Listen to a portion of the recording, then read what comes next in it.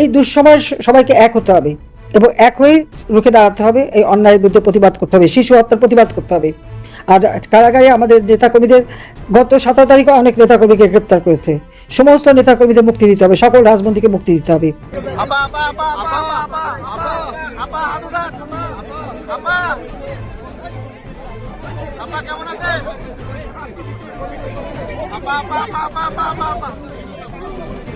শেখ হাসিনার সাম্প্রতিক ভাষণ ঘিরে যখন রাজনৈতিক অঙ্গনে তুমুল আলোচনা চলছে, ঠিক সেই সময়ই সামনে এলো আরেকটি গুরুত্বপূর্ণ তথ্য। মুক্তি পেয়েছেন সাবেক শিক্ষামন্ত্রী ডক্টর দীপু মনি।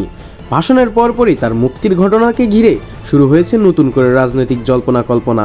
আওয়ামী লীগের সবচেয়ে আলোচিত এই সময়ের এবং আওয়ামী লীগের কেন্দ্রীয় যুগ্ম সাধারণ সম্পাদক, সাবেক শিক্ষামন্ত্রী, একাধিক মন্ত্রণালয়ের দায়িত্ব পালনকারী নেত্রী দীপু মনিকেও একটি মামলায় জামিন ও বাকি 6টি মামলায় হাইকোর্টে রুল জারি করা হলো।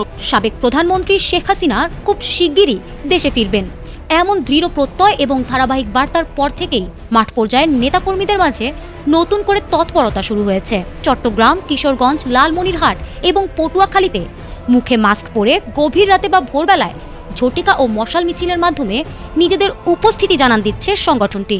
তার প্রেক্ষাপট একদম তৈরি হয়ে গিয়েছে। যত শীঘ্র সম্ভব ভারতবর্ষে কাজ গুটিয়ে দিয়ে তিনি দেশের উদ্দেশ্যেই রওনা হবেন। আর একটা কথা আমি বলেছিলাম, আপনাদের দেশের সেনাবাহিনী প্লেন দিয়ে ভারতবর্ষে পাঠিয়েছিল, আপনাদের দেশের সেনাবাহিনী কিন্তু প্লেন নিয়ে এসে তাকে উড়িয়ে নিয়ে গিয়ে ঢাকা বিমানবন্দরে নেওয়া হবে। আসসালামু আলাইকুম দর্শক, সিগন্যাল বিডি চ্যানেলের নতুন একটি গুরুত্বপূর্ণ নিউজ ভিডিও নিয়ে আপনাদের মাঝে হাজির হলাম। প্রিয় দর্শক, বাংলাদেশের বর্তমান রাজনৈতিক প্রেক্ষাপট জানতে যারা এই ভিডিওটিতে ক্লিক করেছেন তাদের সবাইকে বলবো আপনারা ধৈর্য সহকারে পুরো ভিডিওটি দেখতে থাকুন, কারণ এই ভিডিওটিতে এমন কিছু তথ্য বা তথ্য শেয়ার করা হয়েছে যা জানলে আপনারা অবাক হবেন। প্রিয় দর্শক, ইতিমধ্যে আপনারা অনেকগুলো ভিডিওর অংশবিশেষ দেখে নিয়েছেন এবং আশা করি দেখেই বুঝতে পেরেছেন আজকের ভিডিওটি কতটি গুরুত্বপূর্ণ এবং আকর্ষণীয় হতে চলেছে। এখনো যারা আমাদের চ্যানেলটি সাবস্ক্রাইব করেননি তাদের সবাইকে বলবো আমাদের চ্যানেলটি সাবস্ক্রাইব করে পাশে থাকা বেল আইকনটা অন করে দিবেন। আর যারা ইতিমধ্যে সাবস্ক্রাইব করেছেন তাদেরকে অসংখ্য ধন্যবাদ। তো প্রিয় দর্শক, চলুন আর কথা বলাবো না, একে একে মূল বিশ্লেষণগুলো দেখে আসি। আমরা মনে করি ওই রায় থাকা উচিত নয়। ম্যালিশাসলি বলেছি, রাজনৈতিক উদ্দেশ্য প্রণোদিতভাবে রায়টা লেখা হয়েছে কোনো একটি বিশেষ পার্টিকে সুবিধা দেওয়ার জন্য। দীর্ঘ আইনি প্রক্রিয়ার পর ডক্টর দীপু মনি জামিনে মুক্তি পেয়েছেন। তার এই মুক্তিকে আওয়ামী লীগের অনেক নেতাকর্মী ও সমর্থক একটি গুরুত্বপূর্ণ রাজনৈতিক ঘটনা হিসেবে দেখছেন। 5 আগস্টের রাজনৈতিক পট পরিবর্তনের পর দেশের বিভিন্ন স্থানে অস্থির পরিস্থিতি সৃষ্টি হয়েছিল। সেই সময় সাবেক মন্ত্রী ও আওয়ামী লীগের বহু নেতাকর্মীর বিরুদ্ধে একাধিক মামলা দায়ের করা হয়। ডক্টর দীপু মনিও সেই প্রক্রিয়ার অংশ হিসেবে গ্রেফতার হন এবং কারাগারে যেতে বাধ্য হন। আওয়ামী লীগের সমর্থকদের একটি অংশের দাবি, তার বিরুদ্ধে আনা অভিযোগগুলো রাজনৈতিক উদ্দেশ্য প্রণোদিত ছিল এবং তাকে রাজনৈতিকভাবে কোণঠাসা করার চেষ্টা করা হয়েছিল। অন্যদিকে সংশ্লিষ্ট মামলাগুলো আদালতের বিচারাধীন বিষয় হিসেবে আইনি প্রক্রিয়ার মধ্য দিয়ে এগিয়েছে। অবশেষে আদালতের সিদ্ধান্তে জামিন লাভের মাধ্যমে ডক্টর দীপু মনি কারামুক্ত হয়েছেন। তার মুক্তির খবরে আওয়ামী লীগের নেতাকর্মী ও সমর্থকদের মধ্যে নতুন আশার সঞ্চার হয়েছে। অনেকেই এটিকে দীর্ঘদিনের অপেক্ষার অবসান হিসেবে দেখছেন এবং ভবিষ্যতে আরও নেতাকর্মী আইনি প্রক্রিয়ার মাধ্যমে মুক্তি পাবেন বলে আশা প্রকাশ করছেন। সবাই ওনার জন্য দোয়া করছে যেন উনি তাড়াতাড়ি আসে, এলাকার সবাই অনেক ভালোবাসে। আইনগতভাবে জামিন পেয়েছে।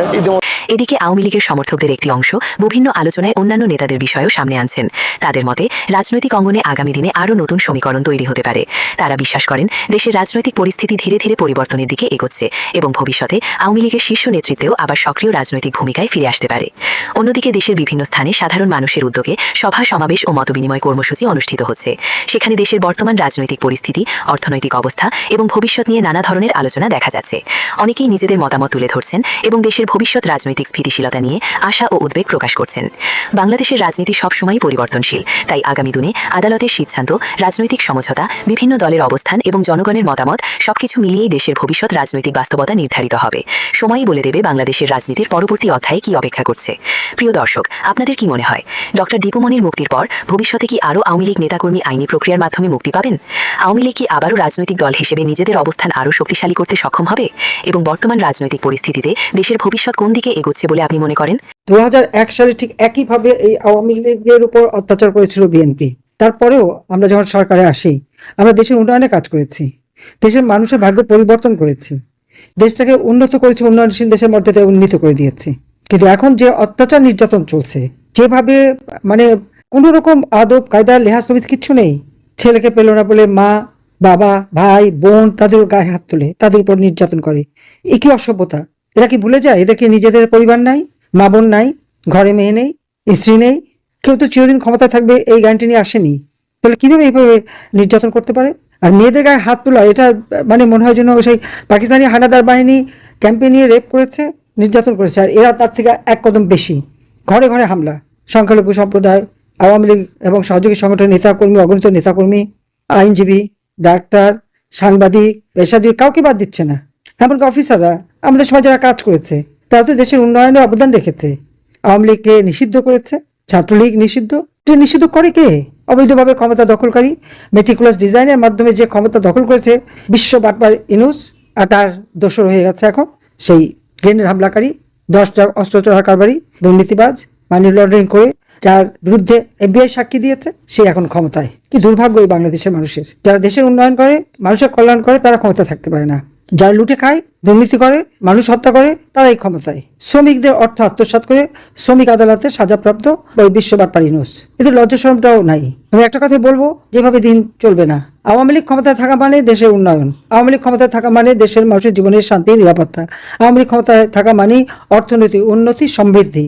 আওয়ামী লীগ ক্ষমতায় থাকা মানে ঘরে ঘরে বিদ্যুৎ, ঘর আলোকিত, এবং লেখাপড়া, শিক্ষা, চিকিৎসা ব্যবস্থা সবকিছুতে মানুষের পাশে আওয়ামী লীগ থাকে। এখনো এই অবস্থায় আমি দেখেছি, ঝড় বৃষ্টি ঘূর্ণিঝড় যাই আসুক, আওয়ামী লীগ পাশে আছে, এখনো মানুষের সেবা করে যাচ্ছে। যে কারণে আওয়ামী লীগের নামে বা আমার নামে যত বদনাম, যত কিছু বলিক না কেন, একটা সময় হয়তো মানুষকে বিভ্রান্ত করে পেরেছিল, কিন্তু এখন বিভ্রান্ত করতে পারেনি। আজকে মানুষ, প্রত্যেকটা সাধারণ মানুষ এটা বুঝে গেছে যে একমাত্র আওয়ামী লীগই তাদেরকে মুক্তি দিতে পারে এই দুঃসহ যন্ত্রণা থেকে। তাই আওয়ামী লীগকে আরো শক্তিশালী করতে হবে, সমস্ত ভেদাভেদ ভুলে যেতে হবে। একটা কথা মনে রাখতে হবে, পাশাপাশি আমাদের ভবিষ্যতে আমরা যে কি করবো, আমরা যে দেশকে আরো উন্নত করবো, মানুষের জীবনে শান্তি দেবো, গণতন্ত্র ফ্রি আনবো, সেই বিষয়গুলো মানুষের সামনে তুলে ধরতে হবে, যাতে মানুষের আস্থা বিশ্বাস ইতিমধ্যে আমাদের উপর আছে, এই আস্থা বিশ্বাস যেন আরো সুদৃঢ় হয়। আওয়ামী লীগ যদি ইলেকশন করে, আওয়ামী লীগের বিরুদ্ধে যত অপবাদী দিক না কেন, আওয়ামী লীগে জিতে আসবে, কারণ জনগণের বিশ্বাস তাদের উপর। সেই জন্যই আওয়ামী লীগ ইলেকশন করতে দেবে না। না দিয়ে আজকে পার্লামেন্টে কারা আছে? মুক্তিযুদ্ধের চেতনা বিশ্বাসীরা নেই। আজকে পার্লামেন্টে আছে একই বৃন্তের দুটি ফুল। আপনার নিশ্চয় অনেকে মনে আছে, তার আগে একসময় বলেছিল যে শিবির আর ছাত্রদল হচ্ছে একই বৃন্তের দুটি ফুল, তারাই আজকে ক্ষমতায়। যে যুদ্ধাপরাধী, সাজাপ্রাপ্ত আসামি, 200 মতো মহিলাদের সেই রংপুরে সেনাবাহিনী ক্যাম্পে তুলে দিয়েছিল, কয়েকশো, প্রায় 1200 মতো মানুষকে এক জায়গায় দাঁড় করিয়ে পাকিস্তান হানাদার বাহিনী নিয়ে হত্যা করিয়েছিল, তার গলায় ফুলের মালা। সে এখন পার্লামেন্টে বসে লম্বা কথা বলে। আর যে মুক্তিযোদ্ধারা অস্ত্র হাতে তুলে যুদ্ধ করে নিজের জীবন দিয়ে দেশ স্বাধীন করে দিয়েছে, তাদের গলায় জুতার মালা, তারা অপমানিত। এই অপমান কখনো সহ্য করার নয়। তাই সকলকে ঘুরে দাঁড়াতে হবে, প্রতিবাদ করতে হবে। আর সেই সাথে হিসাবটা রাখবেন, আপনাদের বাড়ি ঘর কারা ভাঙচুর করলো, আপনার ব্যবসা প্রতিষ্ঠান কে ধ্বংস করলো, আপনার মায়ের গায়ে হাত বা বোনের গায়ে হাত বা মেয়ের গায়ে হাত কে দিয়েছে, কারা এই নির্যাতন চালিয়েছে। এই চেহারাগুলি যেন মনে থাকে, দিন আসবে এবং সেদিন খুব বেশি দূরে না, কারণ জনগণই আমাদের একমাত্র শক্তি। এখানে মনে রাখতে হবে যে আওয়ামী লীগ সবসময় দেশের স্বাধীনতা সার্বভৌমত্বে বিশ্বাসী। আওয়ামী লীগ জনগণের স্বার্থ রক্ষা করে, আওয়ামী লীগ জনগণের স্বার্থ সংরক্ষণে বিশ্বাসী। এ কারণে হয়তো আওয়ামী লীগের উপর অনেকেই হয়তো অখুশি থাকতে পারে, কিন্তু দেশের মানুষের আস্থা বিশ্বাস একমাত্র আওয়ামী লীগের উপর আছে, আর সেটাই আমাদের একমাত্র শক্তি, সেটাই আমাদের একমাত্র শক্তি। এটা মাথায় রাখতে হবে, কারণ জনগণ যদি সংগঠিত হয়, জনগণ যখন পথে নামবে, তখন এরা ভেসে যাবে। এবং সেইভাবেই জনগণের পাশে দাঁড়িয়ে তাদেরকে সুসংগঠিত করে তাদের জীবনের যে কষ্ট, আজকে দিনমজুর, রিক্সাওয়ালা, শ্রমিক, এমনকি গার্মেন্টস শ্রমিক, কৃষক, কৃষি শ্রমিক, সকলেই চরম কষ্টের মধ্য দিয়ে আছে। মাথা পিছু আয় কমে গেছে, জীবনের নিরাপত্তা নাই। এরা মনে করে আওয়ামী লীগের শিক্ষা দিয়ে দিয়েছে, আওয়ামী লীগের ধ্বংস করে দিয়েছে, বাস সেটাই তাদের খুশি। কিন্তু কতগুলি জীবন জীবিকা, কতগুলি মানুষের মুখের গ্রাস কেড়ে নিল, সেটাও তো চিন্তা করতে, ভাবতে হবে। একমাত্র আওয়ামী লীগের জনগণের কথা ভাবে, এই জিনিসটা আওয়ামী লীগের সামনে আরো তুলে ধরে তাদেরকে আরো সুসংগঠিত করে আমাদের পথে নামতে হবে। কারণ এরা অস্ত্র শস্ত্র নিয়ে সারা দেশকে যেভাবে ধ্বংস করেছে, সেই প্রধান বিচারপতি থেকে নিয়ে শুরু করে, শিক্ষক থেকে শুরু করে, এমন কোনো শ্রেণী নেই যাদেরকে অপমান না করেছে। আজকে কারাগার পুরো ভর্তি হয়ে গেছে আওয়ামী লীগের নেতা কর্মীদের। আমাদের দাবি তুলতে হবে, রাজবন্দীদের মুক্তি চাই, রাজবন্দীদের মুক্তি চাই। আর যারা এই হত্যা, খুন, অগ্নিসন্ত্রাসের সঙ্গে জড়িত, পুলিশ হত্যার সাথে জড়িত, পুলিশ ভারী পোড়ানোর সাথে জড়িত, রাষ্ট্রের সম্পদ ধ্বংস পোড়ানোর সঙ্গে জড়িত, তাদের বিচার চাই। টিকা কেনার জন্য পয়সা রেখে আসলাম, সব কিছু ছিল, কিনলো না ইউনূস আর তার ওই উপদেষ্টা নূরজাহানের নূরের আলো আজকে সারা দেশে ছড়িয়ে প্রত্যেক মায়ের চোখের পানি ঝরছে। কারণ সময় মতো টিকা না কিনে আজকে শত শত শিশুর মৃত্যু। এই শিশুরা আমাদের দেশের ভবিষ্যৎ, এই শিশুরাই তো একদিন বড় হতো। আর যে মায়ের সন্তান মারা গেল, তার কষ্ট, তার চোখের পানি। তারপরে এদের টনক নড়ে না। নিউজ তো কিনলই না, সব ধ্বংস করে গেল। আর একজন যখন ক্ষমতা আসলো, সে যে একটা খবর তো নেবে, এসে কোনো খবরও নিল না। আর যখন শিশু মারা যায়, তার এক তখন বউ মেয়ে নিয়ে সিনেমা দেখে, থিয়েটার দেখে, গাড়ি চালায়, কত রং ঢং করে। মানুষের কষ্ট ওদের বুকে ছোঁয় না, একেবারে ছোঁয় না। সেটি হলো বাস্তবতা। কিন্তু আমাদের তো এখান থেকে প্রাণ কাঁদে। আমার তো কষ্ট হয়। কোভিডের সময় বিনামূল্যে কোভিড যেমন ভ্যাকসিন দিয়েছি, সেই সাথে সাথে এই শিশুদের টিকা তো বাদ দেয়নি। কোন কোন টিকা দিলে একটা শিশুর জীবনটা রক্ষা পাবে, কোন কোন টিকা দিলে বা চিকিৎসা দিলে একটা প্রসূতি মা সুস্থ থাকবে। মাতৃত্বকালীন ভাতা পর্যন্ত আমরা দিয়েছি। যে মা বুকে দুধ খায় তাকে ভাতা দিয়েছি। কেন? ওই আমাদের ভবিষ্যৎ বংশধর এই শিশুগুলি যেন সুস্বাস্থ্যের অধিকারী হয়, তাদের পুষ্টি, তাদের গড়ে ওঠা সব দিকে আমরা নজর দিয়েছি। কিন্তু আজকে সেসব কিছু নেই।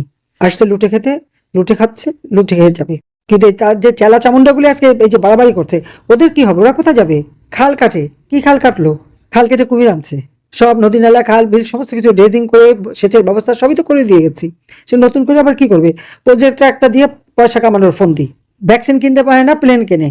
চমৎকার। তো এই অবস্থা দেশের মানুষকে তুলে ধরে, মানুষের সামনে তুলে ধরেন, আর নিজেদের মধ্যে সবাই একসাথে হয়ে বসে ঐক্য করে তোলেন। ঐক্যই একমাত্র শক্তি, এই কথাটা মাথায় রাখতে হবে। কে কি করেছে না করেছে, করতে পারেনি, সেগুলি বিচার বিবেচনা না করে সবাইকে এক হয়ে কাজ করেন। এই দুঃসময়ের সবাইকে এক হতে হবে এবং এক হয়ে রুখে দাঁড়াতে হবে। এই অন্যায়ের বিরুদ্ধে প্রতিবাদ করতে হবে, শিশু হত্যার প্রতিবাদ করতে হবে। আর কারাগারে আমাদের নেতাকর্মীদের গত 17 তারিখে অনেক নেতাকর্মীকে গ্রেপ্তার করেছে। সমস্ত নেতাকর্মীদের মুক্তি দিতে হবে, সকল রাজবন্দীকে মুক্তি দিতে হবে। এই দাবি তুলে সকলে ঐক্যবদ্ধ হন, ইনশাল্লাহ জনতার জয় হবেই হবে। এরকম বহু দুঃসময় আওয়ামী লীগ পার করেছে। আওয়ামী লীগকে নিষিদ্ধ করে কেউ করতে পারেনি, তারা ঘোষণা দিলে নিষিদ্ধ হয় না। কিন্তু ওরা যাবে কোথায় সেই চিন্তা যেন করে। শেখ হাসিনা দেশে ফেরার আগে আমি বলেছিলাম যে 2 মাসের মধ্যে সব হাওয়া হয়ে যাবে। এই 1 জুন একটা চ্যানেলে আমি বলেছিলাম। তা এখন পলায়ন শুরু। প্রথম পলায়নটা কে করলো? সৈয়দ রেজওয়ানা হক। তিনি মঙ্গলবার দিন অস্ট্রেলিয়ার উদ্দেশ্যে পাড়ি দিয়েছেন। তারপরে গতকাল রাতে 9টা 10-এ একেবারে বউ বাচ্চা নিয়ে মুস্তাফা সারোয়ার ফারুকি, তিনি BG 139 ফ্লাইটে উঠে তিনি তুরস্ক হয়ে তিনি যাবেন বোধহয় সুইজারল্যান্ড। এবার বাকি আরো লিস্টে আছে। আমি টোটাল 17 জনের লিস্ট অনেকদিন আগে বলেছিলাম, এটা খুঁজে বার করতে হবে বলে এখন বার করতে পারছি না। অর্থাৎ পলায়নটা জারি হয়ে গেল। এবার ধীরে ধীরে দেখবেন রোজ একটা দুটো করে পুটপাট কেটে পড়ছে। আমি সেই চ্যানেলে আমি বলেছিলাম যে আপনি লিখে রেখে দিন, আজকে 1 জুন, 2 মাসের মধ্যে সব পালিয়ে যাবে। 2 তারিখে আপনি আমাকে ধরবেন। তো মানে 2 মাস বাদে 2 তারিখে। তো আজকে একটা গুরুত্বপূর্ণ ঘটনা ঘটেছে। সকালবেলা আমাদের বিদেশমন্ত্রী এস জয়শঙ্কর তিনি ভোর ছুটেছেন প্রধানমন্ত্রী শেখ হাসিনার কাছে, গিয়ে ব্রেকফাস্ট করেছেন। তার মানে কত সকালে উনি 8টার মধ্যে ব্রেকফাস্ট করে ফেলেন। এখন কেন গিয়েছেন, কি ব্যাপারে এমন ঝটপট ছুটে যাওয়া, আমি এটা এখনো পর্যন্ত খবর পাইনি। আমার এমনি খবর করতে বসতে দেরি হয়ে গেল, দাড়ি ফাড়ি কিছুই কাটা হয়নি। আপনারা চেনা মানুষ, চেনা মাউনেরা বইতে কি দরকার, তাই এই দাড়ি থাকা অবস্থাতেই আপনাদের সামনে চলে এলাম। তা আরও কিছু ডেভেলপমেন্ট আছে। যেমন শেখ হাসিনা ঘরে ফেরার আগে তিনি বহু কাজ করছেন। তিনি গতকালকে, আমি একদিনের রুটিন বলছি, গতকালকে তিনি 6টা দেশের উচ্চপদস্থ নেতাদের সঙ্গে তিনি ভার্চুয়ালি বৈঠক করেছেন। দেশের মধ্যে 16টি সংসদীয় আসনের যারা লোক রয়েছে তাদের সঙ্গে অনলাইনে বৈঠক করেছেন। এছাড়া মেলের উত্তর দিয়েছেন 7টি, SMS এর উত্তর দিয়েছেন 926টি। তার মানে এটা হচ্ছে তার একদিনের কার্যক্রম। আপনারা যারা বলেন না শেখ হাসিনার এত বয়স হয়েছে, এই কাজটা বোধহয় আমরাও করতে পারবো না। আমাদের যদি বলা হয় এই কাজটা তুমি করো একদিনের মধ্যে, আমি একদিনের মধ্যে কাজ করতে পারবো না। কারণ 6টা দেশের সঙ্গে সমানভাবে তাল মিলিয়ে তিনি কথা বলে গিয়েছেন। কূটনৈতিক পরিভাষায় যাকে বলা হয় সতর্ক হয়ে কথা বলা, ওয়ার্ড মেপে, শব্দ ঢুঁড়ে, সঠিক শব্দ চয়ন করে এই মিটিংগুলো করা, সেগুলো অত্যন্ত দুরূহ কাজ যখন তার কাছে কোনো দোভাষী বা তাকে হেল্প করার কেউ নেই। তিনি একাই 100। আরো কিছু ঘটনা ঘটছে। জয়শঙ্করজি কেন গেছেন সেটা আমার কাছে এখনো পর্যন্ত পরিষ্কার নয়। আমি হয়তো সন্ধ্যেবেলার দিকে খবরটা পাবো, যতক্ষণ না পর্যন্ত উনি সাউথ ব্লক থেকে ওখান থেকে বেরোবেন আমি এই খবর পাবো না। তবে শেখ হাসিনা খুব দ্রুততম সময়ের মধ্যে ফিরছেন এবং ফেরার আগে যে যে কাজগুলো করার সেই কাজগুলো উনি এখন করে যাচ্ছেন। আর ভেতরে ভেতরে এই যে তোফাইল সাহেব মরহুম মারা গেলেন, উনি তাকে অন্তিম শয়ন করার পর এই যে হঠাৎ করে এত বড় মিছিল হলো, এত মাইক লাগানো হলো, এত পতাকা লাগানো হলো, এই দিনহীন লোকেরা টাকা পেল কোত্থেকে? একবার আপনাদের মনে প্রশ্ন জাগে না? টাকা পেল কোত্থেকে? কারাই অর্গানাইজটা করেছে? কেউ তো অর্গানাইজ করেছে। 1 লাখ লোক যদি হয়, কেউ তো অর্গানাইজ করেছে। লম্বা করে একবার মাইক লাগানো, তারপরে তো ওই মিছিল, মশাল নিয়ে মিছিল, এগুলোর জন্য তো একটা মানে বেস তৈরি করার ব্যাপার থাকে। তাহলে বেসটা তৈরি করলো কে আর অর্থ দিল কে? আমি বহুদিন আগে বলেছিলাম যে ভারতবর্ষ বেশ কিছু অর্থ দিয়েছে, বহুদিন আগে বলেছিলাম। এখন আমাদের ওখানে যে সমস্ত অ্যাসেট রয়েছেন তারা এখন তেড়ে ফুড়ে কাজ করছেন, একেবারে ঘর বাড়ি মানে একদম ঝাঁট দিয়ে সব পরিষ্কার করার জন্য। ওদিকে খলিলুর রহমান তিনি ওখান থেকে ফিরে এসে, হেগ থেকে ফিরে এসে তিনি গদগদ হয়ে তারেক রহমানের সামনে গিয়ে বলেছেন আমি বিশ্ব জয় করে এসেছি। তারেক রহমান ওনাকে বলেছেন আপনি বিশ্ব জয় করেছেন না ঘোড়ার ডিম করেছেন, আপনি কোনো দেশের সঙ্গে একটা আমার বৈঠকের একটা অ্যারেঞ্জমেন্ট করতে পারছেন না, না ভারতের সঙ্গে, না চীনের সঙ্গে, না রাশিয়ার সঙ্গে, না পার্শ্ববর্তী কোনো দেশের সঙ্গে, না মায়ানমারের সঙ্গে। ভারতীয় বিদেশমন্ত্রীকে দেখুন আর আপনাকে দেখুন, আপনি এসে আমার বিশ্বজয়ের কথা আমায় শোনাবেন না। খলিল তো মুখ চুপ করে চলে গিয়েছে, আর খলিল ফিরে তাকায়নি। এখন আপনারা অপেক্ষা করুন। আমি তো প্রথম বলি যে শেখ হাসিনা প্রধানমন্ত্রী হয়েই ফিরবেন এবং যথাসময়ে ফিরবেন। আমি বলেছি 2 মাস, 2 মাসের মধ্যেই উনি ফিরবেন। তার প্রেক্ষাপট একদম তৈরি হয়ে গিয়েছে। যত শীঘ্র সম্ভব ভারতবর্ষে কাজ গুটিয়ে দিয়ে তিনি দেশের উদ্দেশ্যেই রওনা হবেন। আর একটা কথা আমি বলেছিলাম, আপনাদের দেশের সেনাবাহিনী ট্রেন দিয়ে ভারতবর্ষে পাঠিয়েছিল, আপনাদের দেশের সেনাবাহিনী কিন্তু ট্রেন নিয়ে এসে তাকে উড়িয়ে নিয়ে গিয়ে ঢাকা বিমানবন্দরে নেওয়া হবে। এবার সেটা সত্যি হয় কি মিথ্যে হয় সেটা ভবিষ্যৎ বলবে। আমি দেখুন ভবিষ্যৎ দ্রষ্টা তো আমি নই, আমি যেরকম খবর পাই সেই খবরগুলোকে বিশ্লেষণ করে আপনাদের সামনে বলি। যেমন এই 2 জন পালিয়ে গেছে, এই খল্লুর এসে দেখা করেছে, শেখ হাসিনা এতজনের সঙ্গে কথা বলেছেন, এত SMS করেছেন, এত লোকের সঙ্গে কথা বলেছেন, সংসদীয় 16টি আসনের নেতাদের সঙ্গে কথা বলেছেন, সঙ্গীত সাহিত্যের সঙ্গে কথা বলেছেন। আমি যে খবরগুলো পাই সেই খবরগুলোই তো বলি। এখন এই যে খবরটা আমি নিজে থেকে বলছি না, যেটা হচ্ছে আমি সেনাবাহিনীর সূত্র থেকে পেয়েছি, মিলিটারি ইন্টেলিজেন্স থেকে, যে তাকে বাংলাদেশের বিমান বাহিনী নিয়ে এসেছিল। এবার বাংলাদেশের বিমান বাহিনী তাকে নিয়ে আবার ওখানে পৌঁছে দেবে। প্রিয় দর্শক, ইতিমধ্যে আপনারা আমাদের পুরো ভিডিওটি দেখেছেন। ভিডিওটি দেখে কি জানলেন এবং বুঝলেন অবশ্যই আপনাদের মূল্যবান মতামতটি আমাদের কমেন্ট বক্সে জানাতে ভুলবেন না। এখনো যারা আমাদের চ্যানেলটি সাবস্ক্রাইব করেননি তাদের সবাইকে বলবো আমাদের চ্যানেলটি সাবস্ক্রাইব করে পাশে থাকা বেল আইকনটা অন করে দিবেন এরকম নিত্য নতুন প্রতিদিন গরম গরম নিউজ আপডেট পেতে। ধন্যবাদ সবাইকে।